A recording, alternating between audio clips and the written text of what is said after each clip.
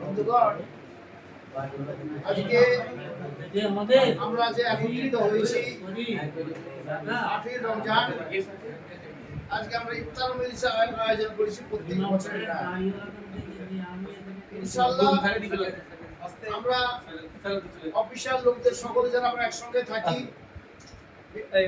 বিভিন্ন কাজকর্ম আমরা জড়িয়ে আছি, তার সঙ্গে সঙ্গে আমরা নতুন একটা সংগঠন হিউম্যান রাইটস এর সঙ্গে আমরা একটা দায়িত্ব যুক্ত হয়েছি, একটা দায়িত্ব পেয়েছি।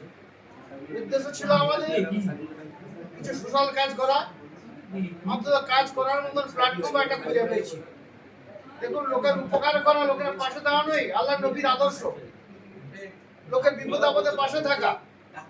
সেই উদ্দেশ্যে আমরা যে সংগঠনটাকে পেয়েছি, অনেক পুরনো সংগঠন, এই নামটার কথা অনেক শুনেছি।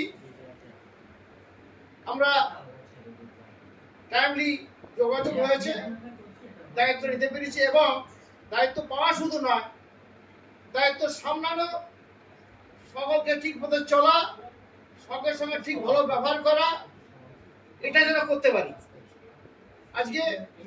আজকে আমরা ইফতার মজলিসের আয়োজন করেছি, সকলকে সাথে নিয়ে, পাশে নিয়ে, বিভিন্ন সংগঠনের লোক, বিভিন্ন আমাদের স্টাফের লোক, যারা যারা আমরা আছি।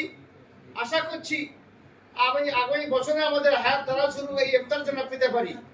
ইফতার হয়তো আগামী দিনে অনেক কেউ পাবে না।